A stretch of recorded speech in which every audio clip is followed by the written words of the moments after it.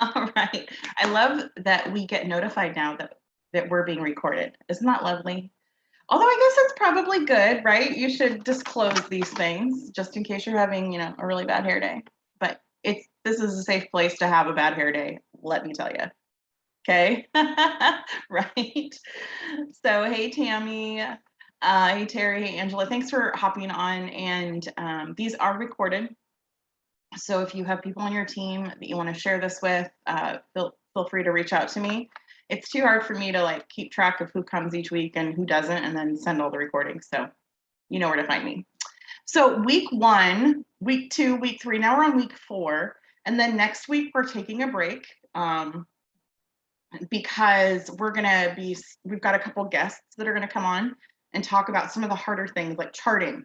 Yay!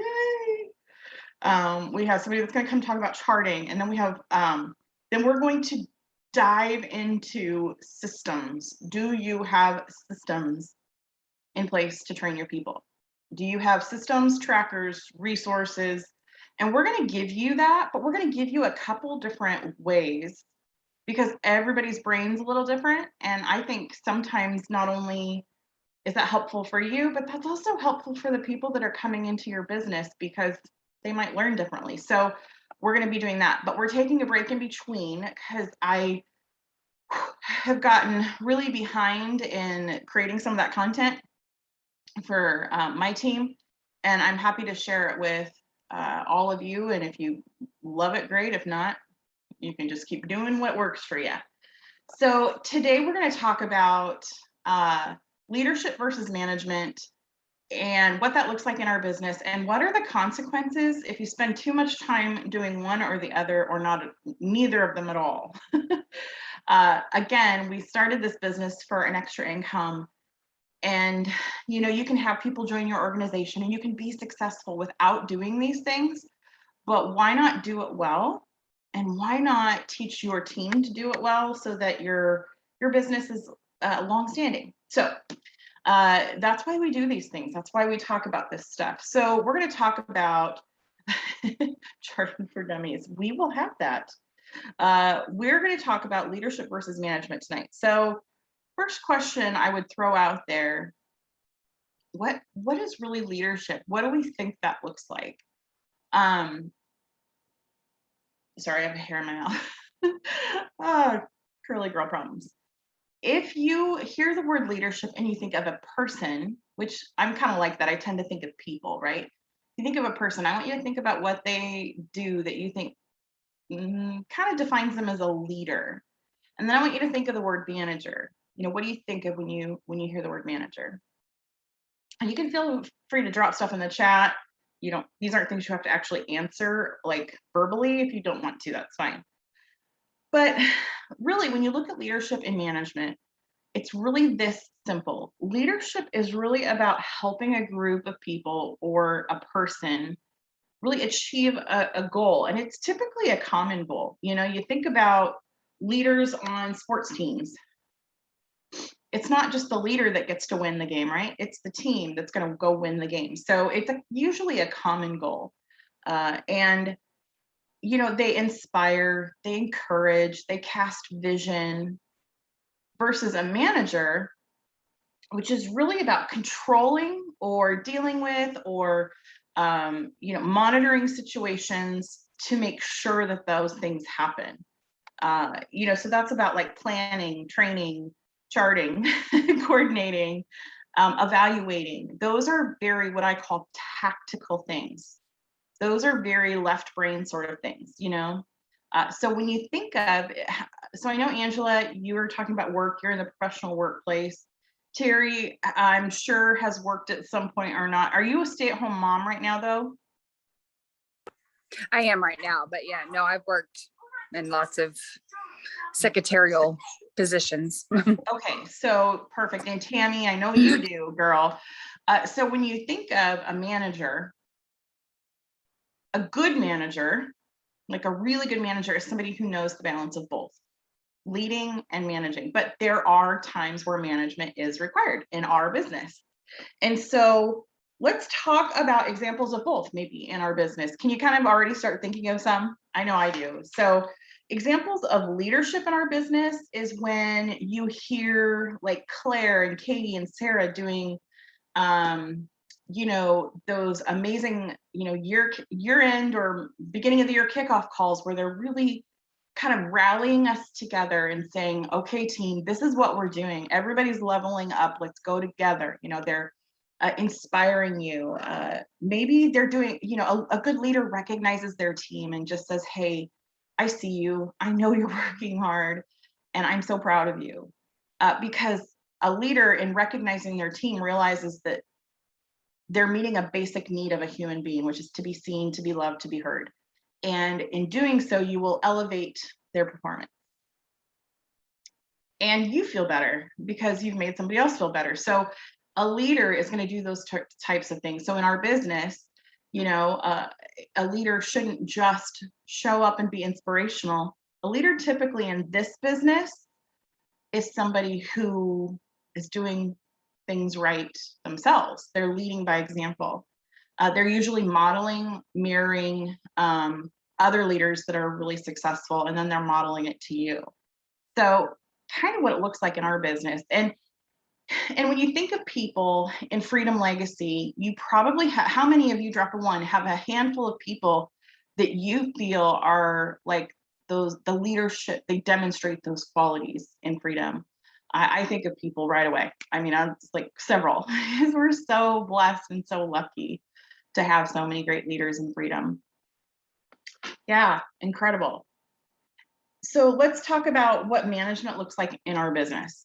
Okay, management is more about, I've got a new DT, how do I train them? Because they don't know, so you have to tell them. It's more, I hate the word dictate, but you are dictating to them, a process. You're training them, you're teaching them. Charting, nobody loves doing it, but it needs to be done. That's a management task. What's the word? Reports, like those things on the screen that we look at, y'all. Wow. Reports and checking those daily to know where your team's at, to know what is happening. Those are all kind of management tasks. Reminding people of schedules. Hey, this is what we've got going on this week. This is what we've got here. This is what we've got there. So tell you what, make sure you're on it if you can be. Those are necessary things, but again, they're management tasks. They're not me telling Tammy, hey, we have a team Zoom tonight. Doesn't really inspire, I'm not leading, I'm dictating something. So I think that's kind of how I tell the difference. And so what would you say when you think about that? Are some skills that instantly come to your mind? Because I always say, how do I know what I'm doing? How do I know if I'm leading or managing? Well, it depends on the skill you're using. If you're attempting to cast vision, inspire somebody to move, to take action, if you're encouraging somebody, if you yourself are reaching your goals there and you want to lead by example, you're leading. You're leading. Those are leadership skills. If you're establishing processes, if you're teaching, if you're training and creating processes where you don't see any in place, but they're necessary. If you're organizing, those are management skills, okay? They are usually measurable, right? So training, you can kind of tell how well it's going based on the results. As a trainer, I do realize that sometimes your training could be flawless and the person's execution not so flawless. So not entirely, but you see what I'm saying? Like if you told somebody that 2 + 2 = 4 and you explained why it equals 4, and then they go and they get the same answer, you've done it right. There's a measurable result there.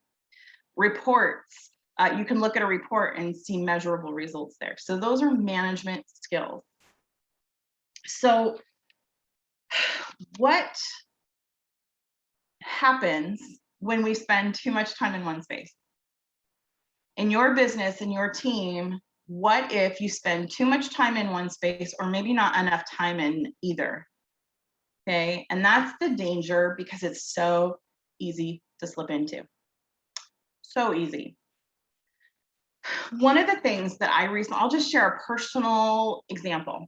One of the things that I recently realized I think I've maybe shared this before. I can't remember where I talked about it, but Tammy can speak to it because Tammy's a part of my team, Katie's team, and we had a team chat.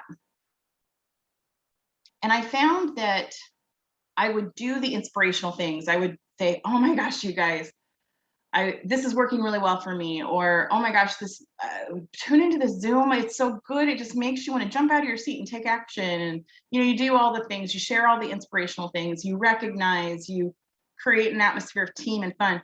Well, when nobody really responds to that, except for the same people over and over again, you know what happened? I went into management mode. And I said, it became dictate, like, okay, here's the team call. All I did was throw stuff in there that was sort of managerial. And I realized that's not really serving a purpose. So guess what I did? I dissolved the team chat. And I just told people that I'm going to check in with you from time to time. And when you're ready to run with your business, I'm here for you. But now I really only deal with the 3 people that are running, because I realized I couldn't be balanced, because if they weren't going to, you kind of start to feel like, oh my gosh, I was leading and trying to do those wonderful leadership things that are so important and recognized. But when nothing's reciprocated, you start to doubt your ability to do that. And then you just kind of naturally settle into management. So for me, it was an evaluation of what am I doing and what are people willing to do? And the people that are willing to respond to both leadership and management, those are the people you run with. And so I made an executive decision after talking to Katie. She goes, if you notice, Katie doesn't do team chats either, unless she's been put in one. She deals with you one-on-one. And then if you notice what else she does, Tammy and I are a good example. And I think Terry, you're with Kelsey. Katie was my enroller, but yeah, I'm with Kelsey as well. You're on Kelsey's team. And then, okay, that's what I thought. Same with me and Tammy. Angela, what about you? You can answer if you're driving. I don't know. I know. I just stopped driving. I'm on Melanie and then Melody's team. Got it. So okay. I'm on the Mel's teams. The Mels. Oh, they're good The people. Mels. They're true. Yeah. Yeah. Okay, they're awesome. Yes, they are incredible. So those are really good examples of how, for example, like Katie enrolled Tammy, but Katie knew that I could handle her putting people under me. If your enroller, especially when you're new, starts placing people under you, that's an honor. They don't have to do that, but they do it because probably it's strategic, but also they see something in you. I don't think they're gonna. Now, Katie hardly places under me anymore because she doesn't need to. Well, I mean, I'd take it, but she doesn't need to, right? So what happens is, not only do you, like with the team chat example, Katie made an executive decision to do layered leadership, which is why we're doing this training. We are doing this training so that you can become stronger leaders for your upline, but also as your business grows, you can't do it all. So you need to be ready to lead, and then you need to teach people underneath you to do the exact same thing. So that's why I'm recording all of these, and I'm re-recording most of them with some notes, and then I'm going to publish them somewhere, probably on Google Drive, and then you can use them to train your teams until you feel comfortable doing it. So it should all be duplicatable, not just the business steps to success, but like Katie has done such a great job of training leaders. And so she blessed me with Tammy, and I am so forever grateful because Tammy and I work really well together. And Tammy helps me. When those are some examples of knowing yourself enough to know if you're some of the consequences of, not balancing those things. So another danger, if you're constantly wanting control over your team and you're wanting them to do things exactly the way you do them and use the systems you do without encouraging them to explore something that works maybe better for their mind or their brain, you are going to experience burnout. Now, we're all going to experience burnout if we aren't careful with boundaries. But when it comes to burnout with your team and leading, you're probably not leading, you're probably managing too much. So if you feel super burnt out with your team, that's the issue. So what does that look like? Well, that looks like you're chasing them to do their steps to success and to be dialed in and checking in. You're chasing them down. They're not coming to you. Let them go. It's time to stop doing that.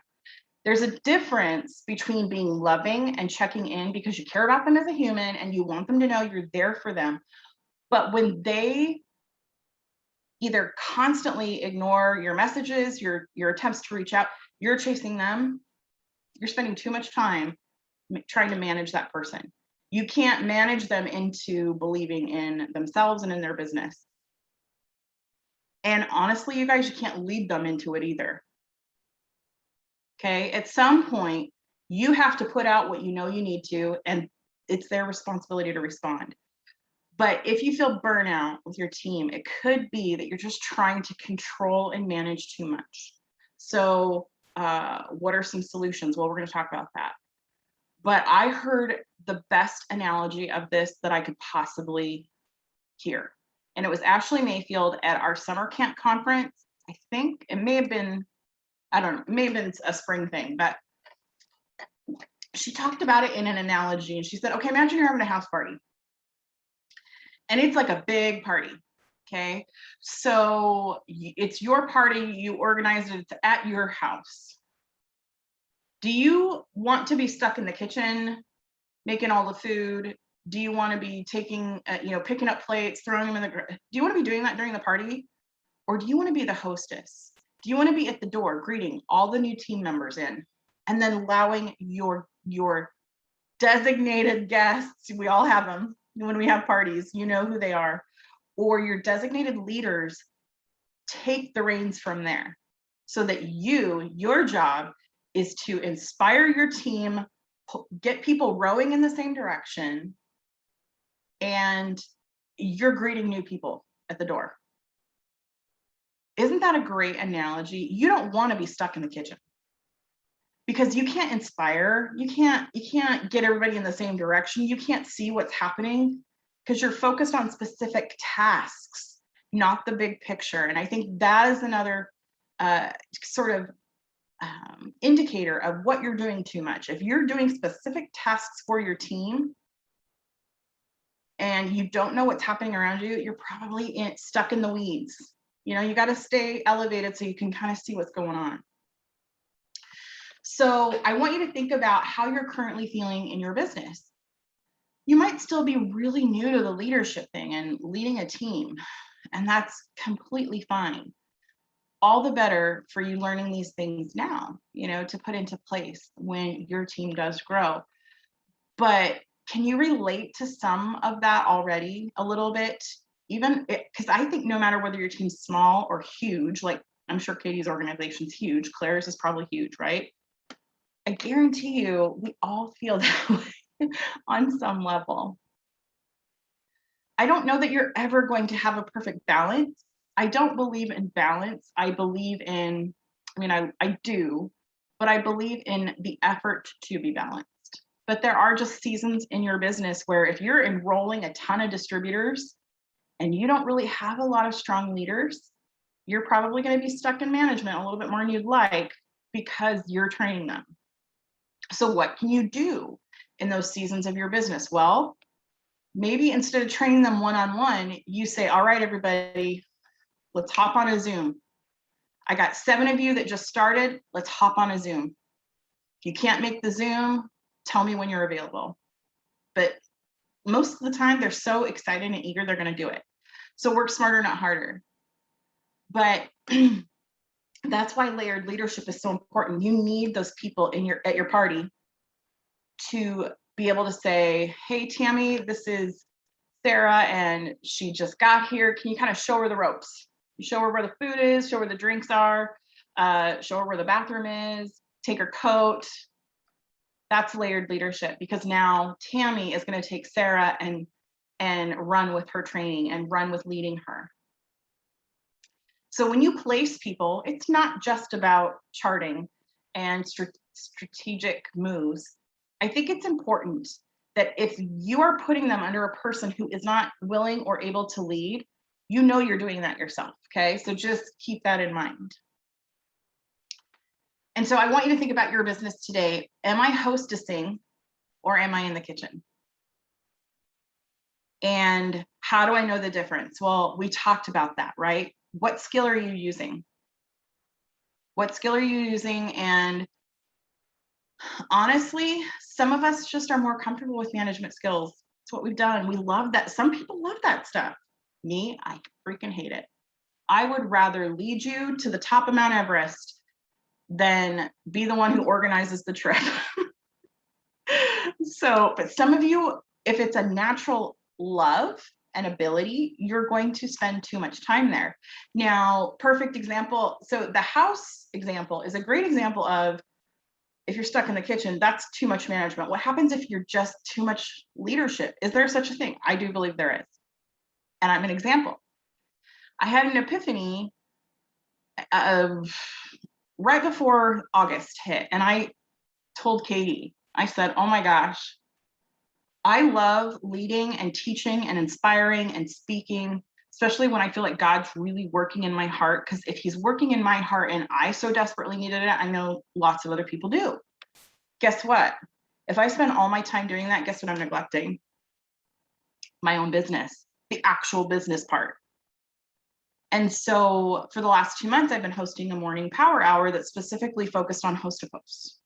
I'm working already, so I don't mind doing it. I'm already doing the work. But when you're hosting and you're having to manage the Zoom, manage the chat, get up and make sure you have already brushed your teeth, wash your face, you get up earlier to do your morning routine, I realized I am investing so much of my time in other people in a leadership role that I'm neglecting my actual managing my own business.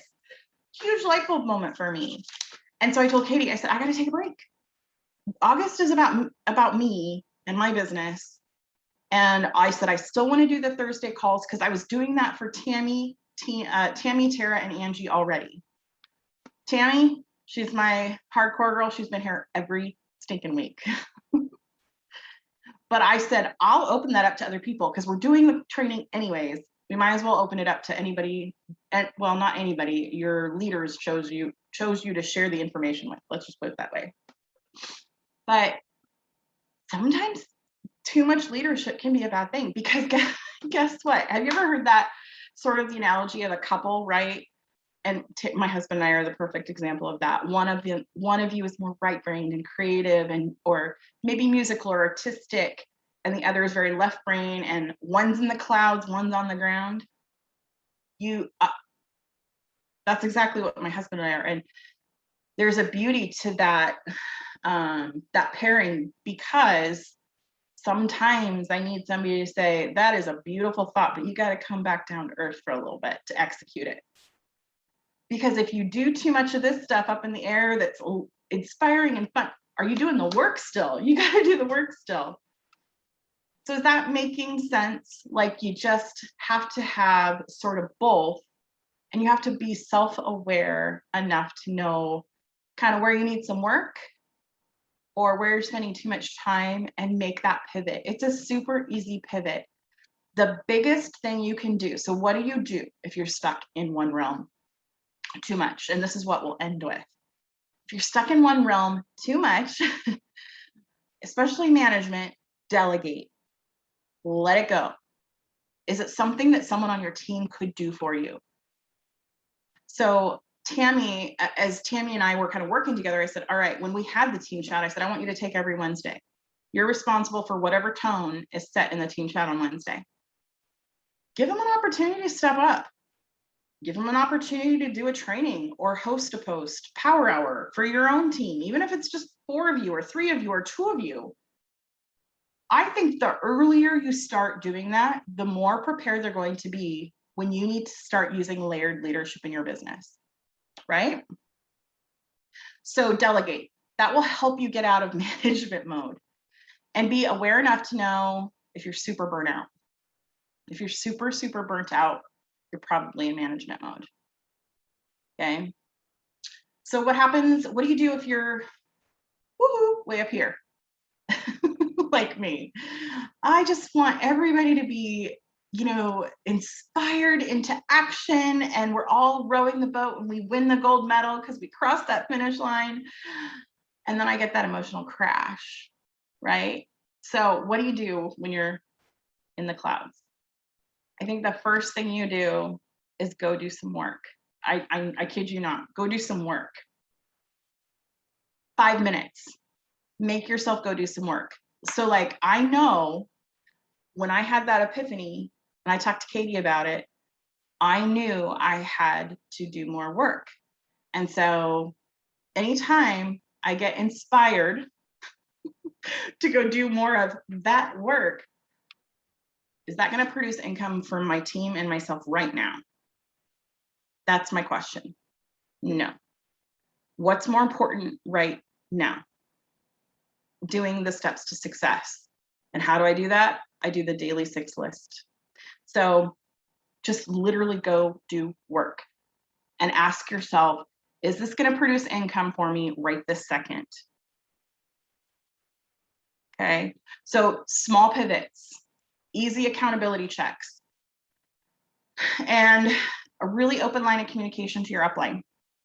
So, for Angela, that's Melanie and Melody. And for Terry, that's Kelsey and Katie. And for Tammy, that's myself and Katie. Tammy has active conversations with both Katie and I all the time. Just because Katie placed her on my team and just because Tammy and I work together doesn't mean that Katie doesn't check in with Tammy. But that's layered leadership. So just make sure that you're having those conversations to kind of help you stay in check.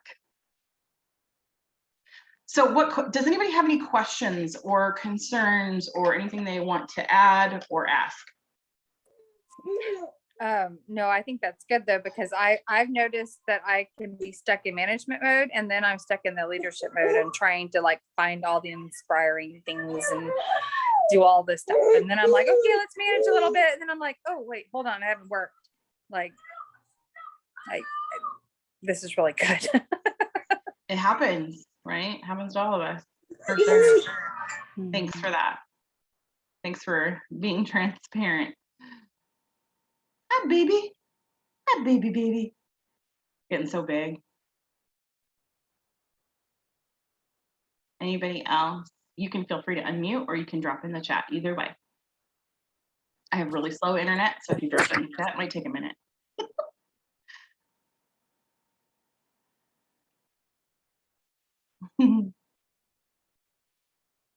All right. Well, I'm going to assume that means nobody has anything else to add or ask. So thank you guys so much. I hope this was helpful and puts things into perspective for you a little bit. I will have the recording up, and I'm actually working on, I didn't finish it for today, but I have a PowerPoint of all these bullets, like, what the differences are. I just didn't finish it. So again, I'm probably going to drop all that on Google Drive and share that drive with people when they ask, because then it'll have each week and the supporting notes. All right. But you guys have an amazing, amazing Friday tomorrow. Tomorrow's the last day, right? It's every Saturday to Friday to earn our bonus. I had a goal. I want each week to get paid that bonus, and I still have 0 customers as of today. I'm determined. I'm going to die trying. So I wish you all the best of luck with that, and we'll see you guys next week. Or there's a break next week. No class Thursday, but then we start again the week after. Bye, guys.